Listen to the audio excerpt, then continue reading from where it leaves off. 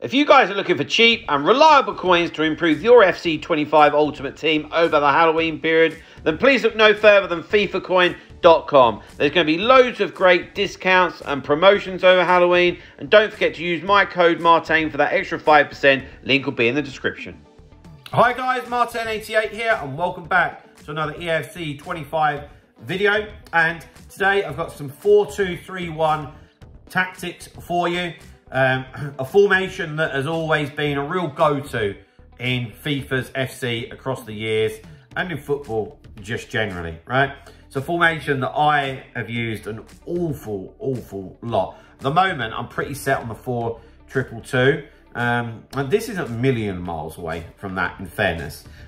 So let's have a look at it. Let's go into it and let me show you how it works, and for me, the best way of using it. Right, okay, so first things first, this is the 4-2-3-1, the narrow variation where they're cams. But if you see like where Ruta and Cliver are on the left and the right, they still act like wingers, really. I've said this for many a year. I just think this is a little bit of misguidance from EA. It's a bit like with the 4-2-2-2, where the two wider ones are cams. For me, they're not really cams, but it's up for debate. Okay, build-up style. I'm really enjoying short passing, right? It might seem like cool and good to go on counter, but I don't know. When I play, I don't need to have it on counter. I go quickly myself. I trigger runs myself. And also, with some of these player roles, like poacher, which is to make your forward make runs, but will that stop working if you haven't got it on counter? Like, for me, I don't feel like that's necessary. But what I do feel that's necessary is to have options when you win the ball back inside of your own half. Because if you lose it, particularly this year, you're toast. And I even saw a top pro player talking about this the other day. And he was like, yeah, man, if you lose the ball inside your own half this year, you're just gone. And I agree with that, because where the strikers seem more intelligent with where they stand.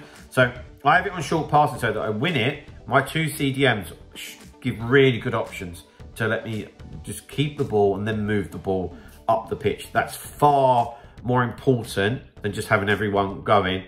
That might be more fun, but you'll lose more games. Trust me. Right, defensive approach.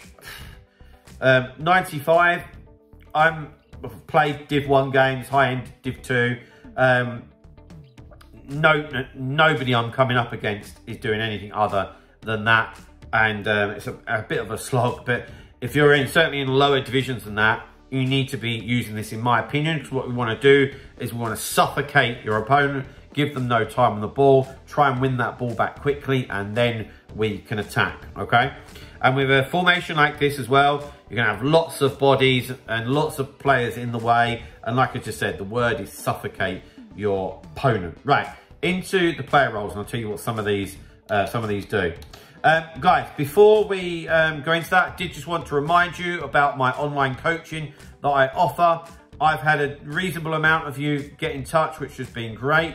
I'm sure there's more of you out there that want to improve. So if you do, feel free to get in touch and get some information. Email address is on the screen. Like I always say, it doesn't matter if you've just got your hands on the game and you don't know what you're doing. Don't feel embarrassed, get in touch. Or if you're somebody who wants to know how to get to that higher level, then we can very much help with that as well. Right, okay. So, first of all, I've not played around with this too much, but I've had Courtois on sweeper keeper, which he's just very good at. He also has, what's the play style? The rush out. I've got to tell you, he's insane at that. So good.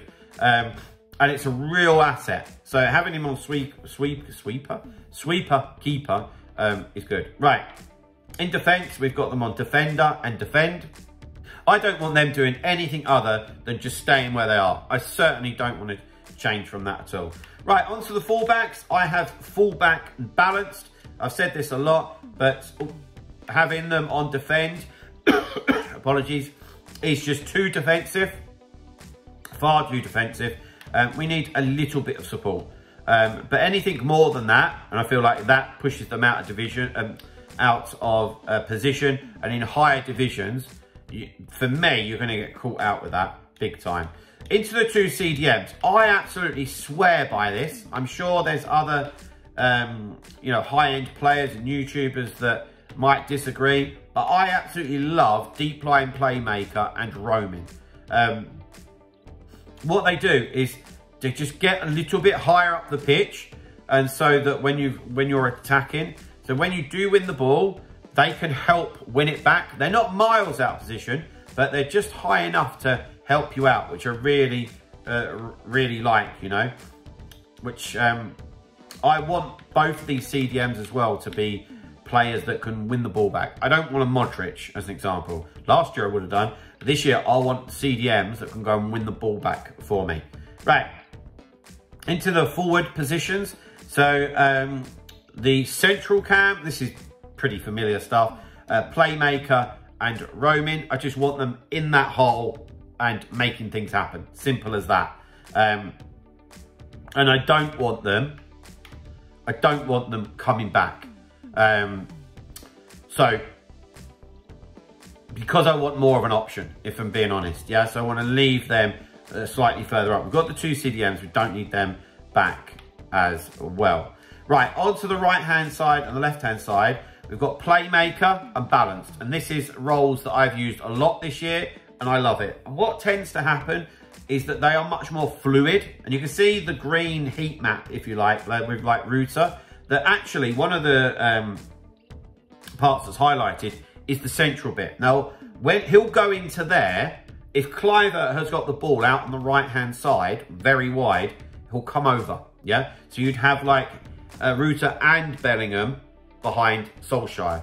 That works really well because it is quite strong through the middle this year, and it gives you more options in the middle of the pitch. I absolutely love that, to be honest. And when I've got the ball with the fullbacks, when I've got the ball with the CDMs, it really gives me a lot more options. I really like that a lot, I do. And some people have said to me, oh, you have no width doing that. You do, because your fullbacks go forward a little bit, and if you're good at triggering runs, then you can get them forward. And one of these will always be wide, all right? You just got to look for it.